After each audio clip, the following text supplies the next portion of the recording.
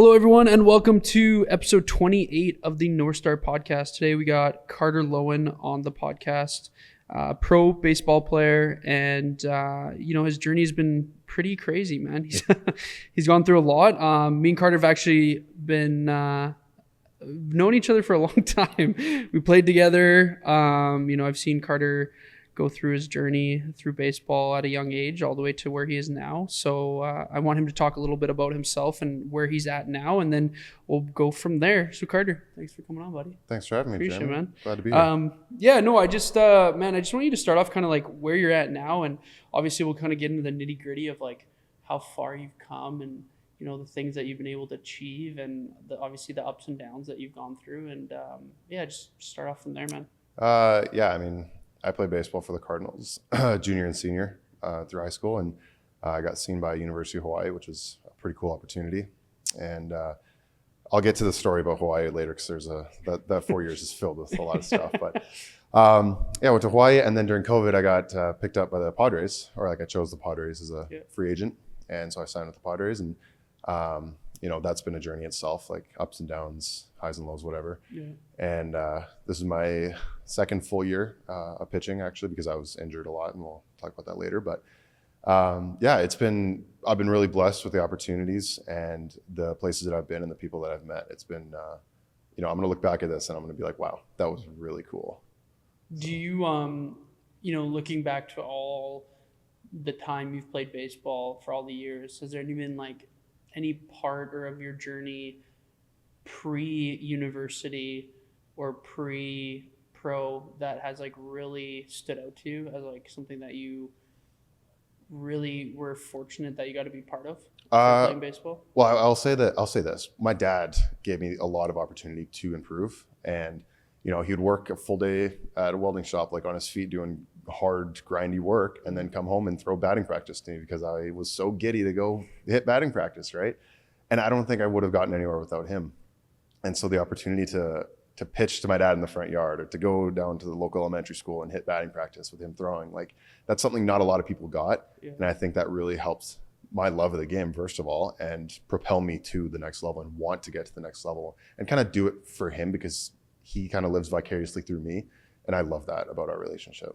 Well, that's awesome, man. I think it's like super important to be able to, share that with someone that you love and be able to like actually experience that, because like I'm the opposite in my boat, man. Like I didn't have that opportunity, but I still, am happy that I was able to experience specific like training styles and things like that. Like we did a lot of the similar stuff growing up. Like we both did Yale, we both did Cardinals, we both did Abbotsford Angels. We both did a lot of the extra stuff too. And I think a big thing too is that, at the end of the day, I think the lesson that you had just made is like doing the extra stuff outside of what you're doing. Right? Like you did the extra, you did the stuff that not everybody else was doing. And I think that sets an athlete apart, definitely, for sure. Well, I talked to the Yale kids the other day. I went down to Del Air, and I did the same thing here. I explained my story, told them what's up. Yeah. And the one thing they're like, do you have any, like, what's your number one piece of advice if these kids were to walk away from with today? And I told them, care about what you do, because I didn't care until my third year at Hawaii. Yeah. And that's really when my development propelled. Yeah, exactly. And I didn't care until I got to that point. And life's a game of what ifs. Like, what if I cared in high school? What if I worked harder or did this, that, whatever? That's what I want the kids to walk away with, because the younger you can learn that, the better, right? Mm-hmm. But I was actually thinking about this with you sharing what we've shared throughout our lives. It's all kind of come full circle, because I've had a lot of the people that I went off to college and I came back home and I train in the off season now, but a lot of the people that I grew up with now help me in other areas of my life. And I'm really, really fortunate. I think about this a lot, actually, about the people who give me the opportunities to do certain things like in town and help me out in order for me to get to where I want to be. Mm. And that's something that doesn't go unnoticed to me. No, I appreciate that, man. No, I think that's like, I'm like someone who, it was funny because I'm someone who like really loves to be able to do that, because it's something that I always look at, like, opportunities to create someone an opportunity or to give someone an opportunity. Like, you don't know how that, it's not even to be like doing it to repay. Like I don't do it to like, I'm getting something out of it. It's more like, dude, it'd be so cool to be able to like see someone that you know or that you grew up with or that you played with or whatever it is, like do something cool with it. Yeah. Because I think if you can share, I guess you want to say the glory, or you can share the success with someone else, like it's super cool and be part of someone's journey. It's like really awesome. Even if that's like I said, being able to train in a facility or be able to do this, like there's so many cool opportunities to be able to have, by just making connections. I bet that's probably something that has really stuck out to you too, as you've gone through your journey, sure. like the amount of people that you know and the things that you've been able to create with your journey. Something that stood out to me though, that you said is when your third year is when you started to really care. Like what was that switch, that flip? Like why? Like what would happen? Well, I was going into my senior year, and I kind of decided like if I don't do well this year, like this is going to be my last year playing baseball. Do I want that? And ultimately, I decided no, I don't want that. I want to keep playing. And I had one letter, I think it was from the Texas Rangers, that like, we like what we see, but you're not where we want you to be. Like, so that was kind of a realization where like it's there. I just need to go out and get it, basically. And so my third year going into my fourth year, I was like, okay, I'm going to dedicate myself to a throwing plan, to a nutrition plan, to a lifting plan, all while doing college baseball. So like I still did team lifts, team practices, went to school, like all this stuff. And so I would have a full work day, like 12 hours, whatever it may be, of trying to make myself as best as I could be. And, that winter in my fourth year before spring ball hit, I was training without a radar gun. I was doing all this stuff, but I had to trust what I was doing, and that was terrifying for me. I'll never forget this. I was throwing all the baseballs I could, like no radar gun, nothing to tell me I was doing the right things.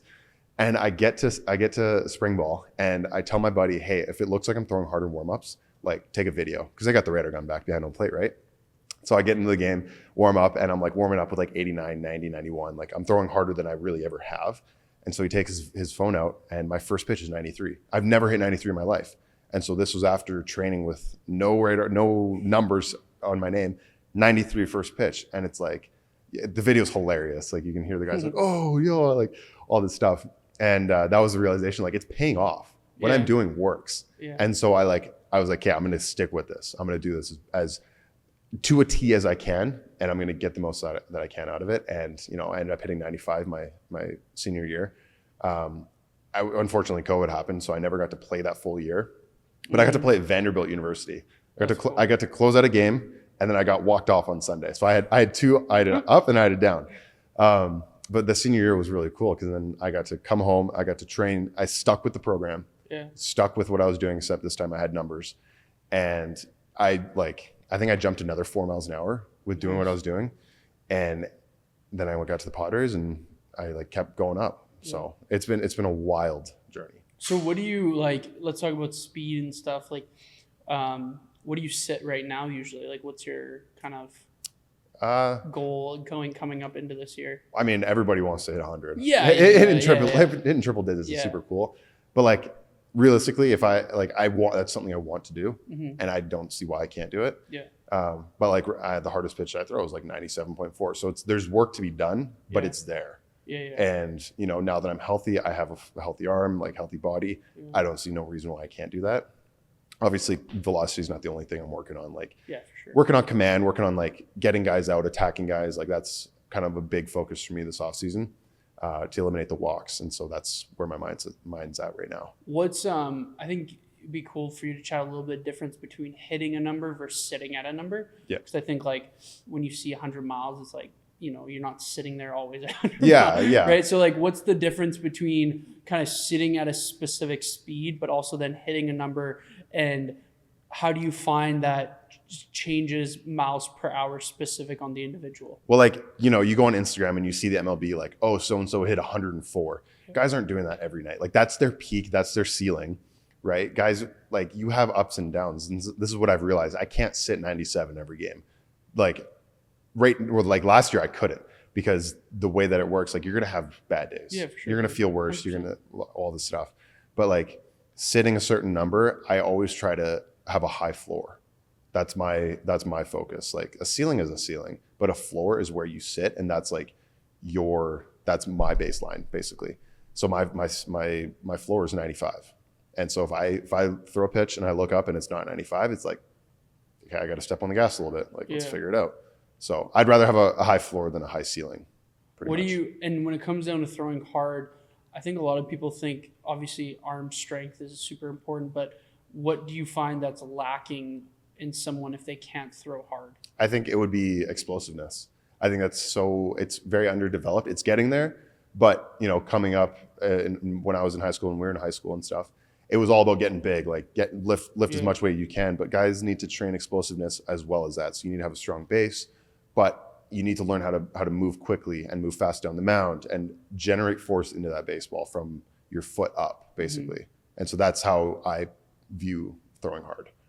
I actually had a cool, I was trying to explain some of my conversation about too, like the length of how far or how close you can be to the mound too, right? Because I think a lot of times people see like, if it's 95, but if you have a longer arm that's closer to the mound, it's actually going to look a little bit faster because you're actually technically closer to throwing the ball, right? So I think that's also another like huge piece that there's not a lot of people that talk about that comes into, because that was like, maybe I'm mistaken, but that kind of was like the conversation with Chapman for so long. Is like by the time he threw the ball, he was that much closer to the mound, so it seemed even harder, and he threw 100 miles per hour. Yeah, so it's called perceived velocity. That's the technical term. And that's what it perceives as. So it might come out of the hand at 93, but if you have a certain number of extension down the mound, like closer you are to home plate, it's going to look like 97 just based on closing that gap. So like that's important. Is that something you can work on? Yeah. I mean, I know genetics obviously play a huge part in that, but how do you work on that? It's also like how you throw too. Like some guys just naturally get down the mound really well. Some guys don't.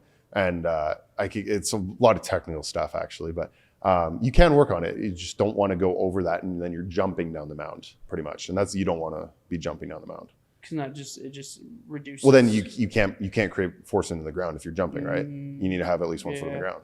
Okay. That's how I see it. No, it's cool because I think that's just like a little tidbit that not a lot of people think of. Yeah. I think they just think of like you said, they see the gun and then it's just like 95, but it's like. But there is something to that. Like in order to train the body to throw hard, like when you want to do a squat, you want to do a 1 rep max. Like you want to push yourself, and so what you can get out of your body. And so when you throw something as hard as you can, you're knowing what you can get out of your body basically, and you're training your body to be at that level, and that's how your velocity will climb. So when you're pitching, are you throwing 100%? I'd say about 95% of perceived effort. Yeah. Like every pitch? Pretty much, yeah. What about starters? Do you think they're throwing 95? Some are, but a lot, I think it depends on the guy. I think it depends on how easy the velocity comes and how easy they throw.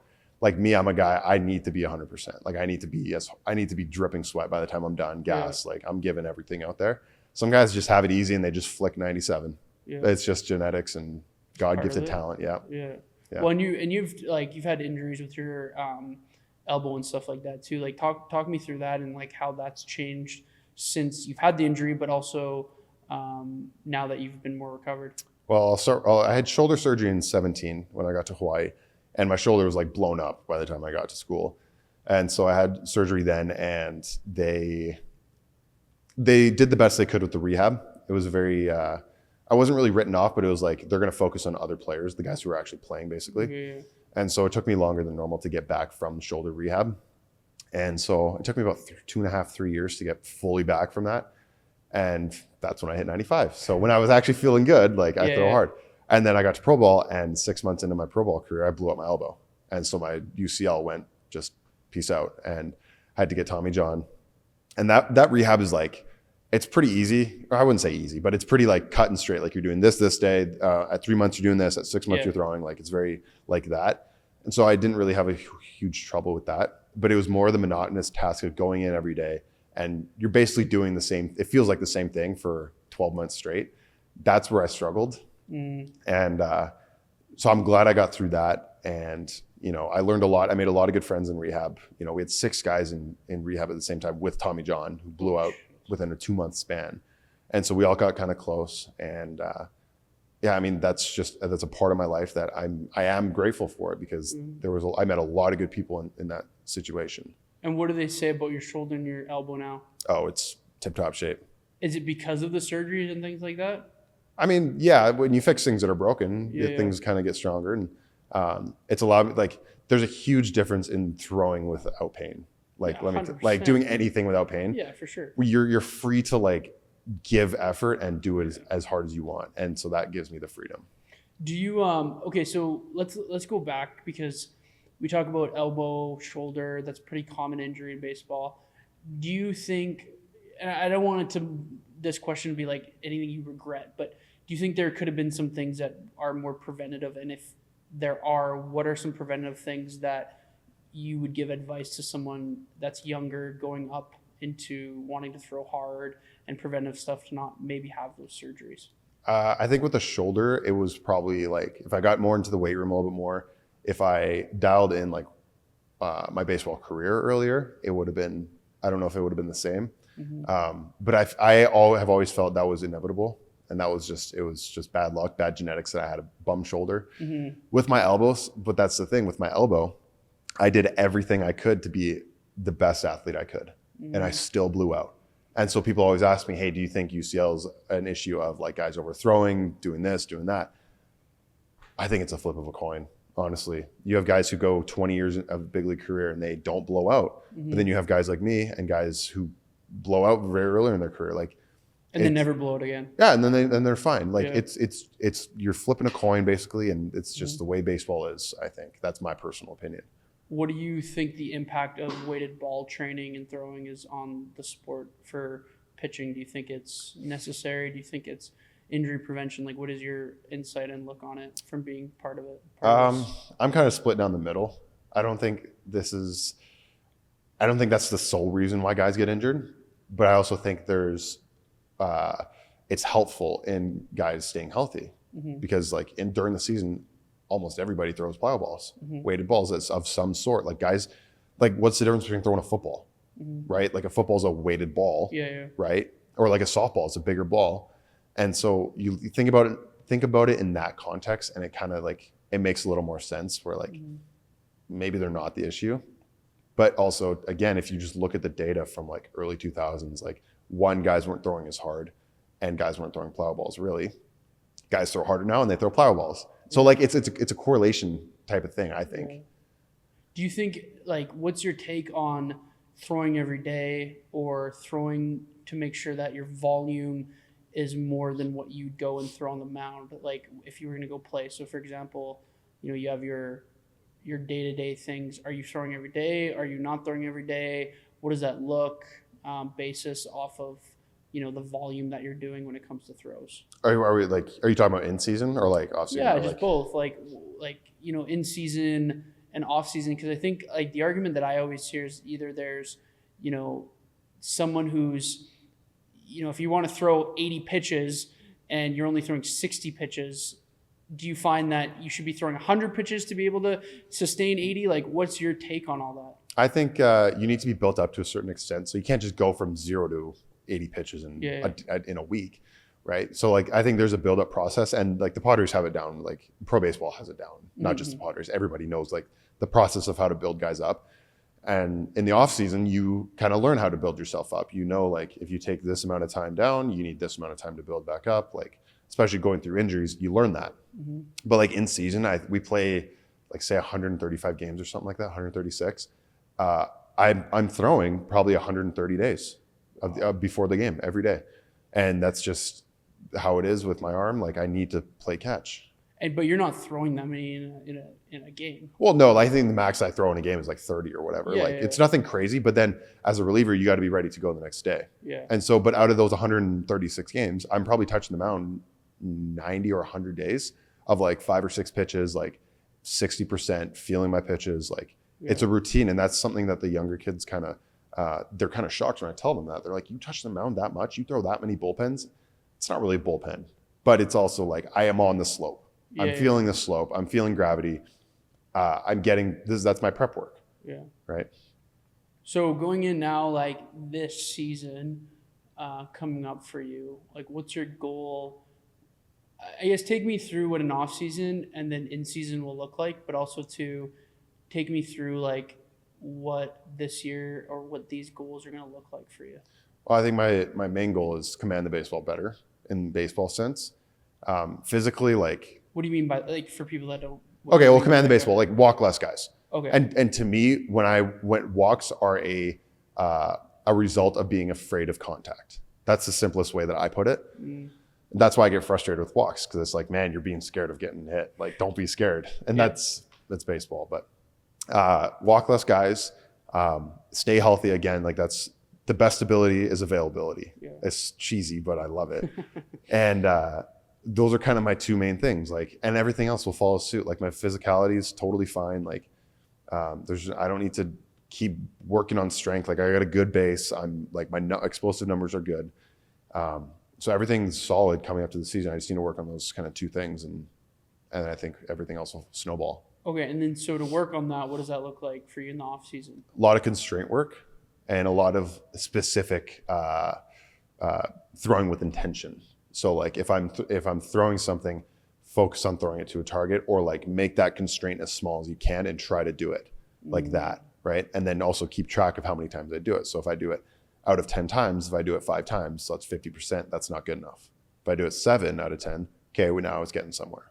So keep track of, let's say you keep track of, anything else that you do. Yeah.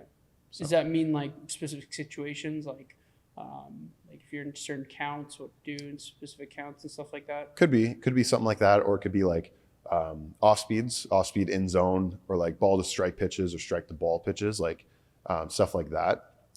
There's a lot of things that have been laid out to me on how to work on it, and I'm excited to try to. It gives me a goal, right? Yeah, and having goals are what keeps you going. Yeah. And what so you obviously throw fastball, but what are there some pitches that you throw? I throw a cutter, and I throw a slider and a changeup. Okay. And usages vary based on the hitter, based on the team, all that stuff. And are there any pitches that you want to work on, anything like that, or you just kind of those are your repertoire right now? I would love to throw a splitter.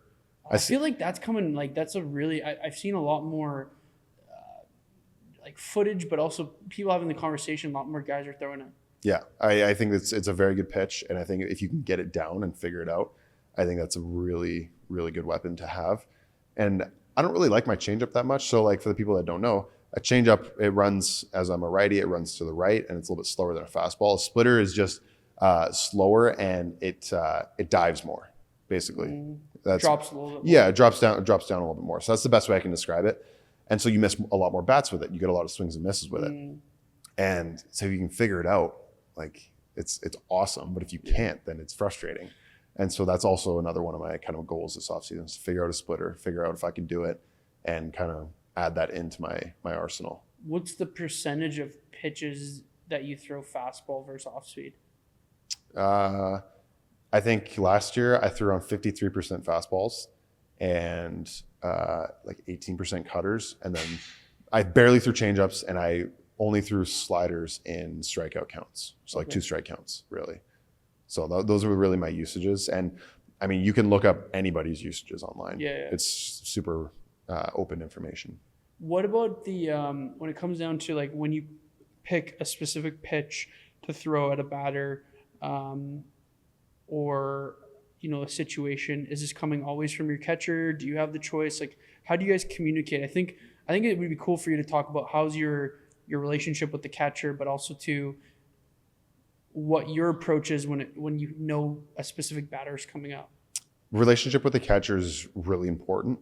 There's a lot of catchers that kind of not beef with their pitchers, but if you don't have that good relationship, the results probably aren't going to be there. Mm-hmm. And so you'll notice like pitchers and catchers are always usually like pretty good friends. Like they get along really well. And that's something that's important to me. So like I love our catchers, and the work that they put in spring training, nobody sees it. The stuff that they do during spring training is unbelievable, because I could never do it. And so I tip my cap to all of our catchers. But ultimately the pitches are coming down to me. I have the power to shake them off. If I throw a pitch and it gets whacked for a home run, that's not on the catcher, that's on me.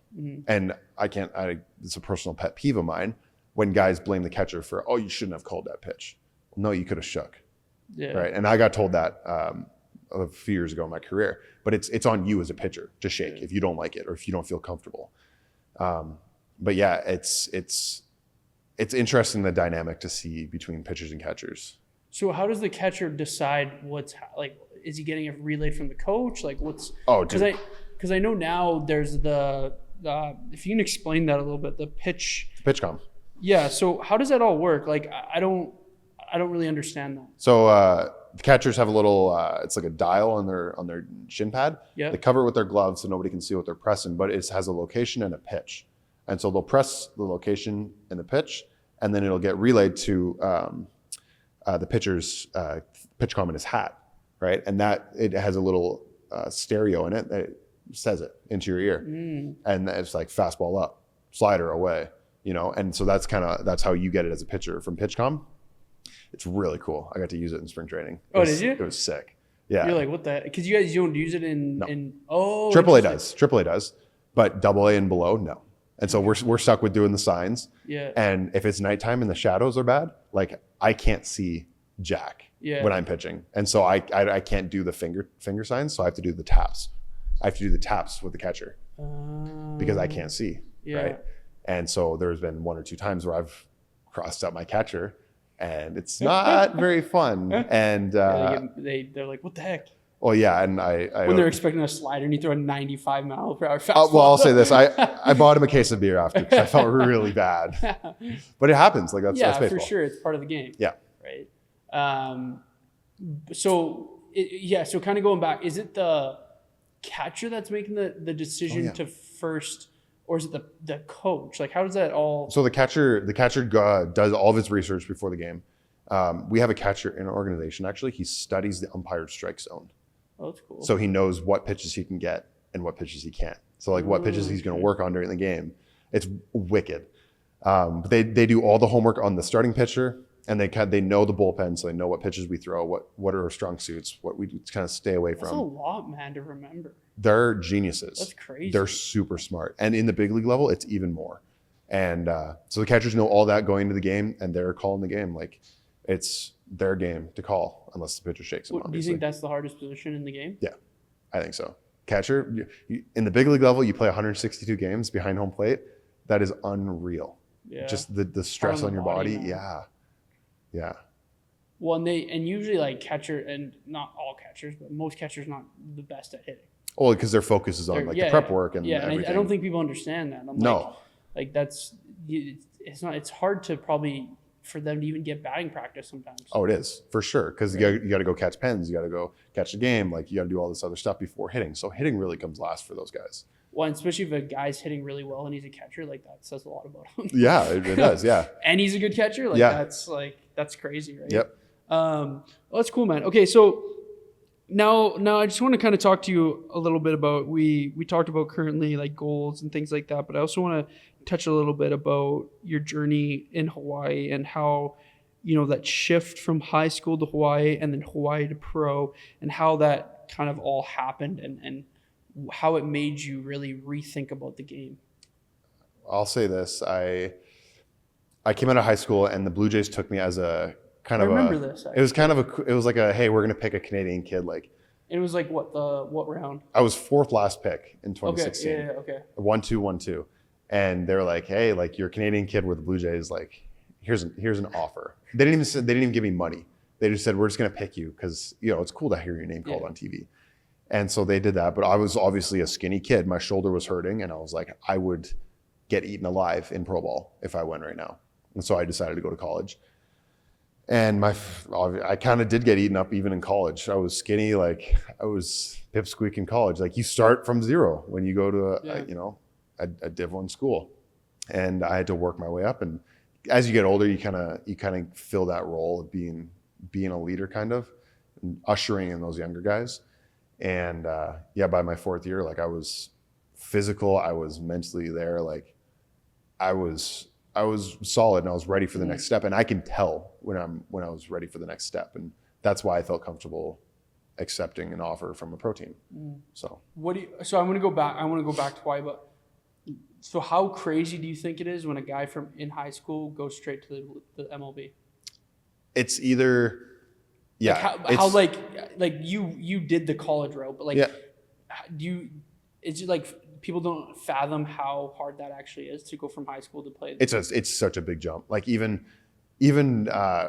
like when you go from high school to Loewen, like that's a pretty big jump. Yeah. Obviously Loewen is filled with young guys, so you're playing against your own age, but you get a lot of the Latin guys who are throwing 98 plus. Like Yeah. you have a lot of legit talent. And if you come from like a high school in Georgia or Atlanta or like somewhere down there, you're not facing 98 every day. Yeah. And then you get to pro ball and it's like that. And so there's a pretty big jump going from high school to pro ball. And so it's impressive when those guys go straight from high school, like the Bryce Harpers of the world, go from high school to pro ball or JUCO basically, and excel. Like Yeah. that's impressive.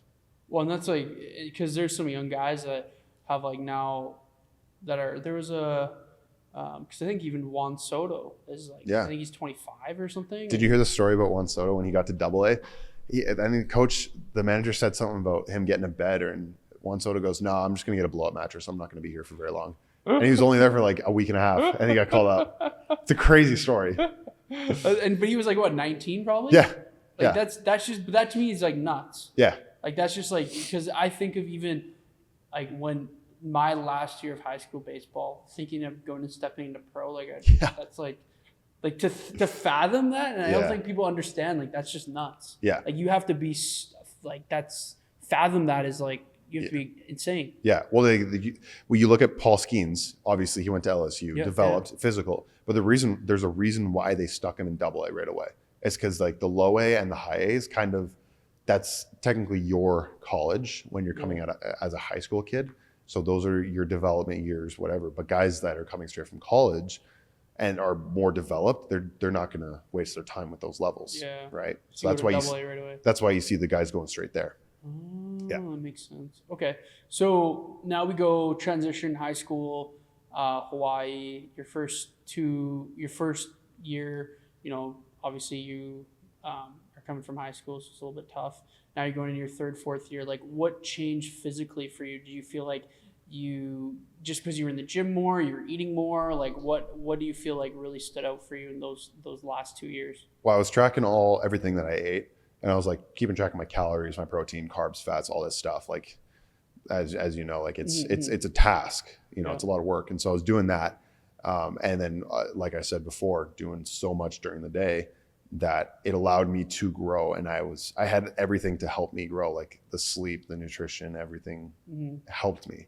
And that's where I saw the biggest jump, basically, and the velo jump and the physical jump. Like I went from, again, like 215 to 225, 230. Like I put on weight, put on muscle. Like it was, everything just got better. Do you think there's a lot of kids that are missing out that nutrition piece? I think so. Like as a young kid. That's something, like when I go down to the field to talk to the young guys about this, I say, you know, you got to make sure you're eating enough, and if you're scrawny and you want to get big, like eat.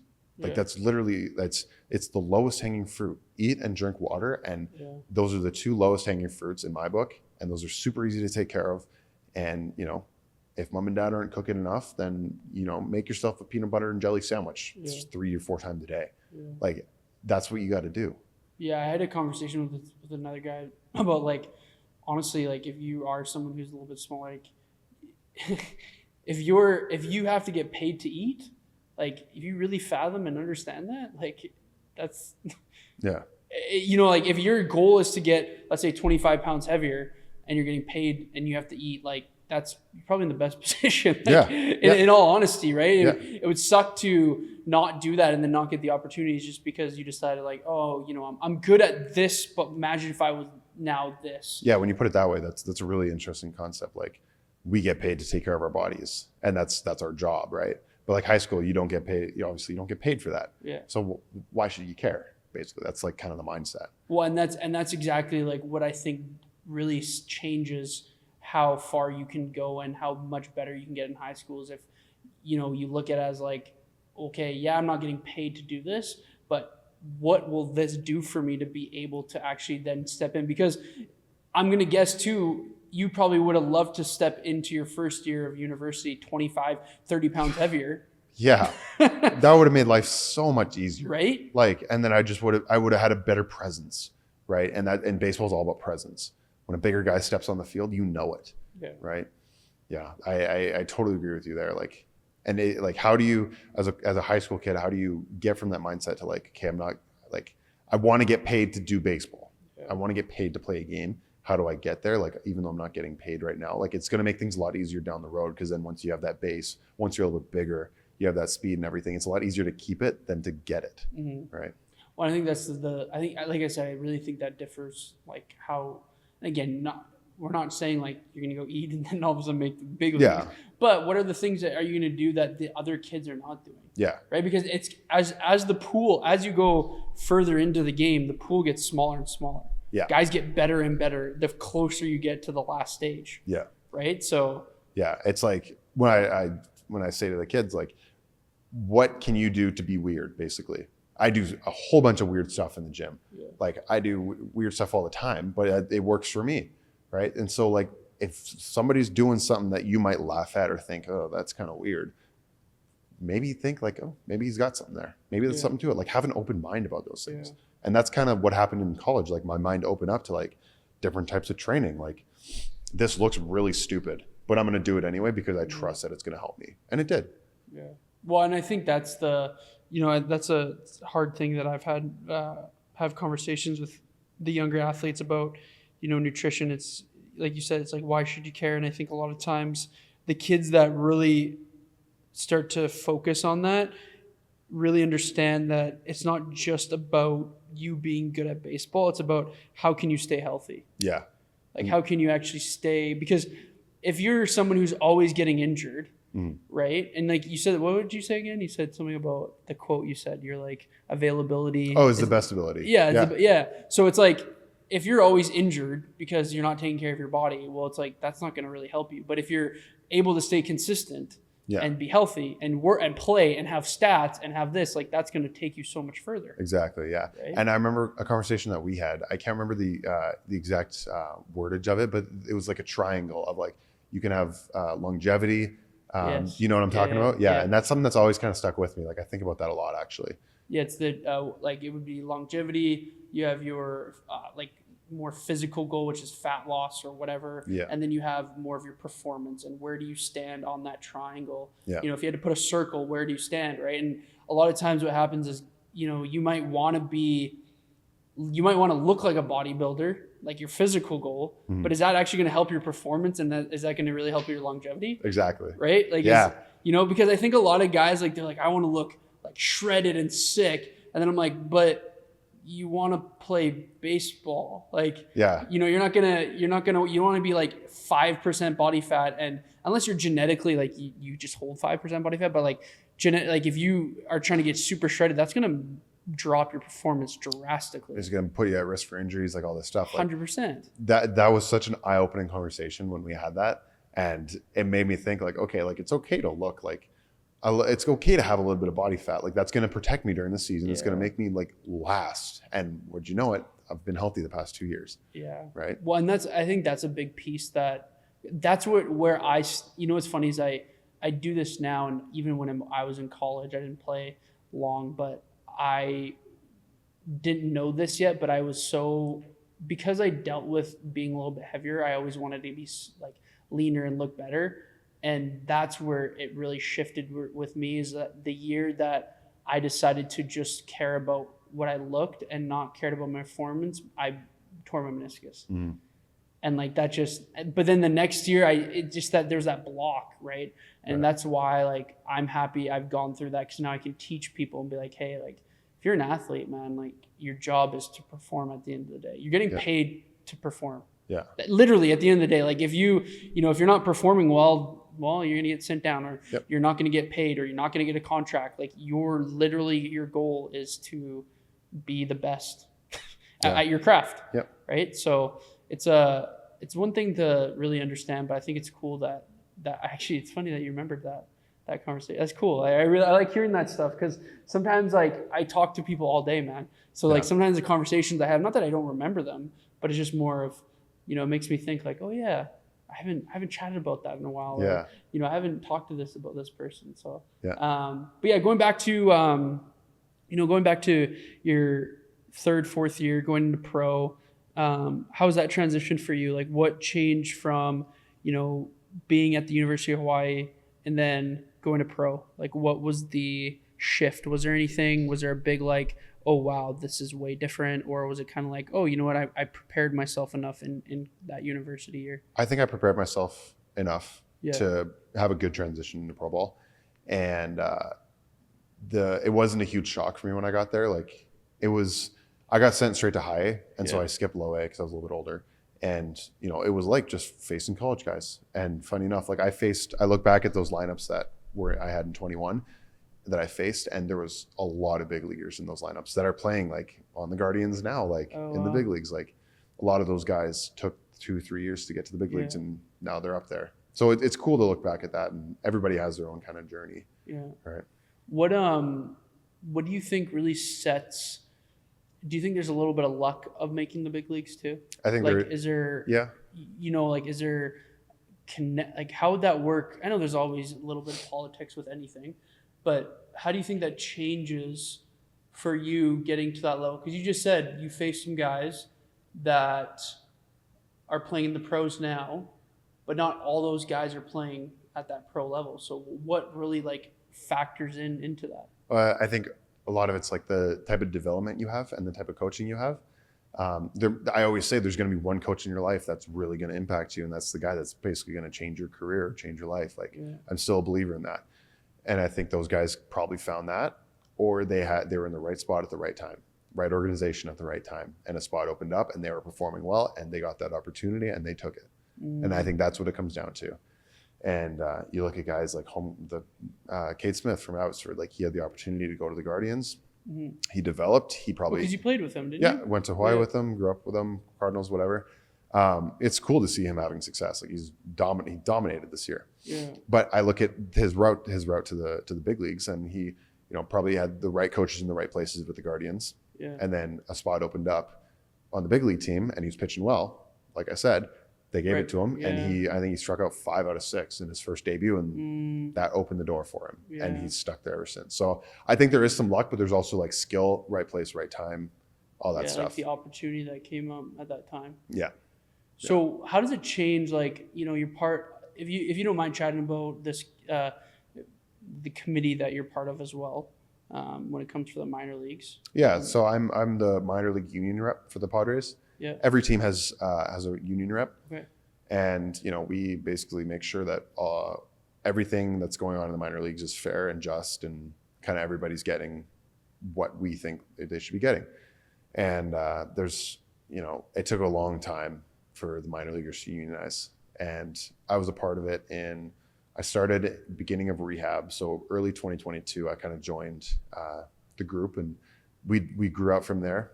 And we grew into the minor league baseball players union, and as that's like a subcategory of the MLBPA. Yeah. So they're like the big brother, we're the little brother. Yeah.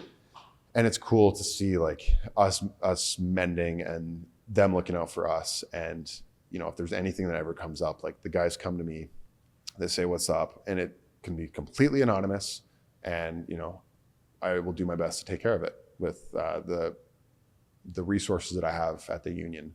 And it's a really cool opportunity because I love doing it. I love looking out for my boys. Like they deserve what they should be getting, and I want to make sure that they get that. What's something that you guys push for the most with that? Salary. Okay, so how does that work? How does that look? So obviously it's a give and take, and so I was fortunate enough to go actually to New York and be at the bargaining table between the league and the minor leaguers. Yeah, it was wicked.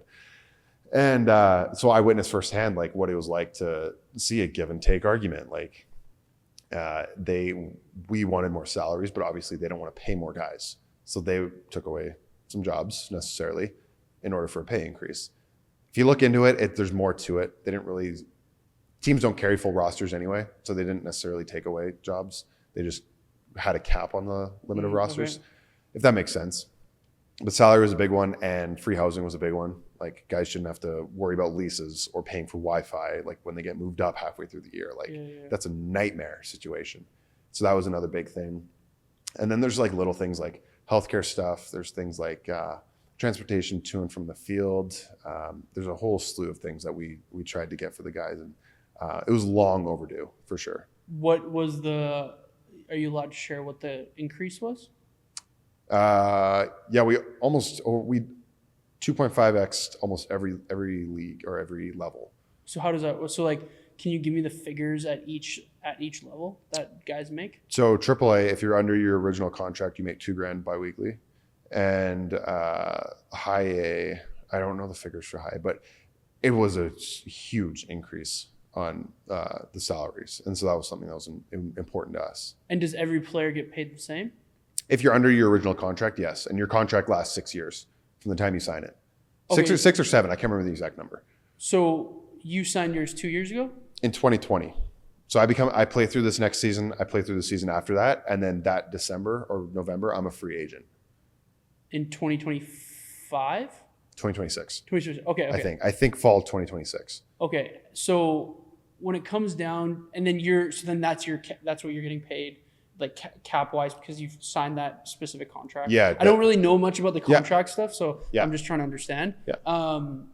And so now once a free agent hits, you are available to be picked up from another team. Can you be picked up currently from another team? Like how would that work? So you can be traded, obviously. Yeah. You know, I've seen guys get traded this year, and they were some of my best friends. Like, it's a wild situation. But you can be traded. You can. That's really the only thing that can happen to you while you're under your original 6-year contract. Okay. There's a lot of other things, but I don't really want to get into it because it's super confusing. Yeah, that's fine. Can you be sent down? Oh yeah, they can do whatever they want with you. Okay. Basically, they can release you. They can send you up, down, left, right. They can do whatever they want with you. Basically, and once that 6 years is up, 6 or 7, again, don't know the exact figure.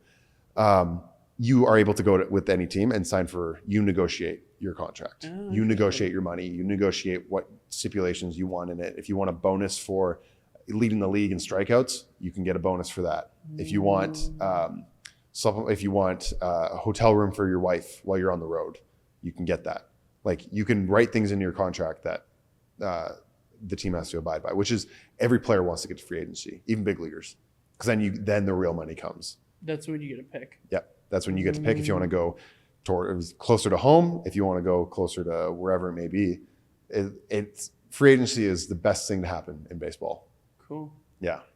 So, okay, now you look back to the day you got drafted. Do you remember where you were? Yeah, I was at home. And were you just like, did you know?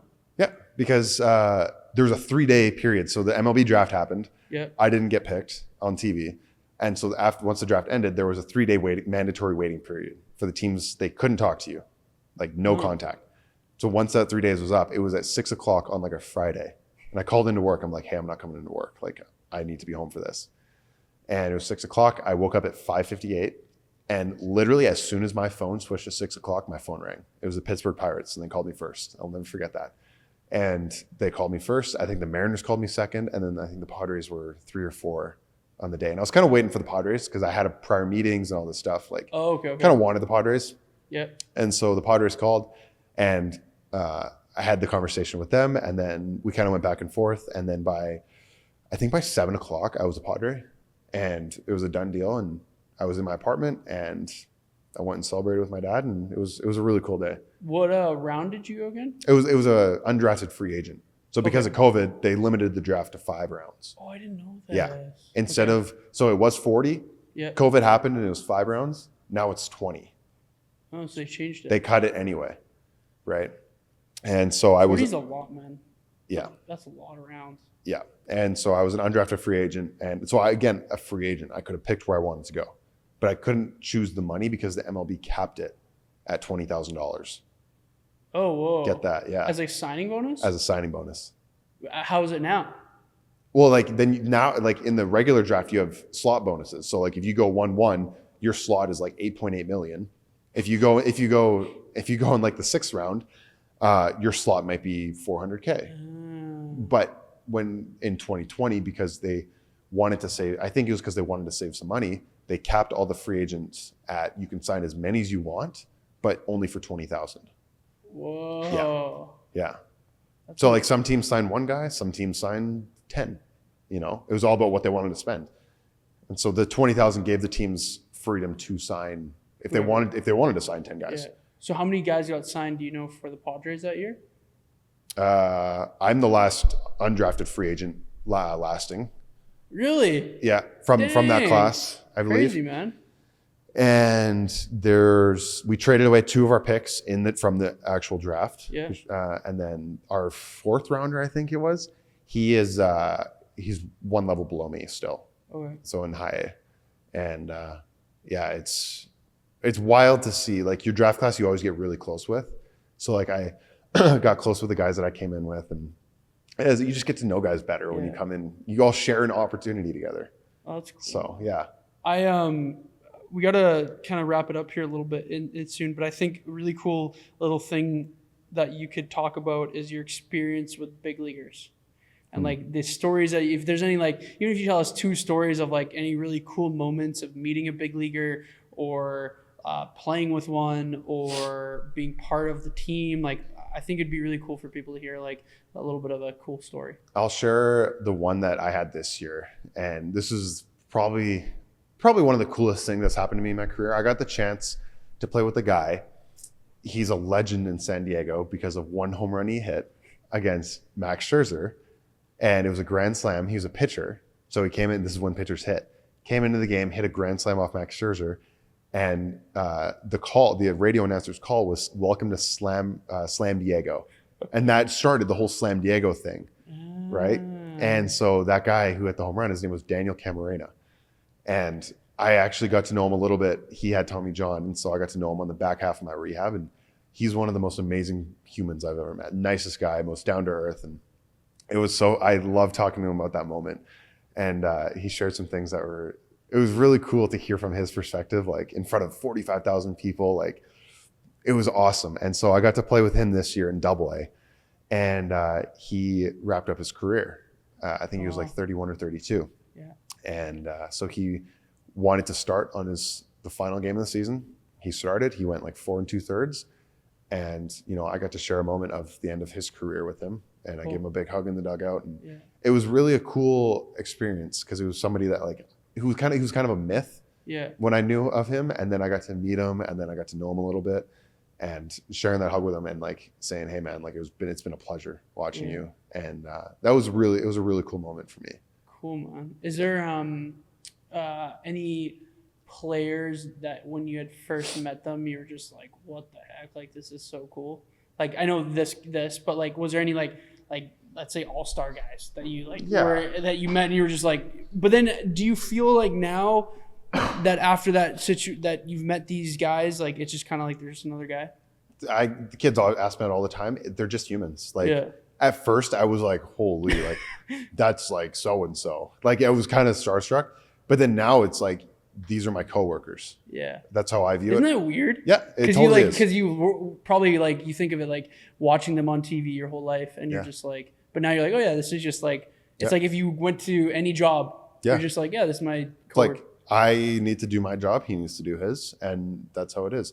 And it's not like you get desensitized, but you just kind of get used to, they're just normal people. Yeah. Right. And it was a shock at first, obviously, but now I'll be walking down the hallway and, Manny Machado's walking across, Fernando Tatis, like all these guys. It's just another. Like, what's up, man? Yeah. Well, it's like, I know my place. And I don't really say what's up to them. But like, it was a holy crap moment at first. And now it's just like, I don't want to sound arrogant or like egotistical, but like they're just there and they're humans and they struggle too. And they go through all these things. Like, we're all athletes at the end of the day. We're all human at the end of the day. No, that's good, man. Is there, I do want to ask though, is there anyone that you want to meet that like you've always wanted to meet in person, playing baseball? I would love to face Shohei. I almost did. I almost got the chance in spring training. Almost did, but he's the one guy that I would like to face. And I would probably like to meet him too. But other than that, I don't think there's anybody that I'm really like dying to meet. Yeah. I would love to like meet David Ortiz or like some of the guys that I grew up watching. Yeah. Then I would be a little bit starstruck. You're like, oh my God. Yeah. Then I would be like, holy crap, that's David Ortiz. Yeah. Right. But like even I grew up listening to the Padres announcers. They were with the Red Sox back in the day. I see them all the time, and I hear them talking like in the clubhouse. Like they would be like if they were announcing. And I'm like, wow, I recognize your voice from when I was 7 years old. Yeah. Like it's a bizarre but amazing experience. That's so cool, man. No, I want to kind of end on that because it's a little cool like little tidbit at the end. But yeah, man, is there any like final words? I think my big thing for at the end of this is like, where can people follow you on social media, but also where can they follow you with your games?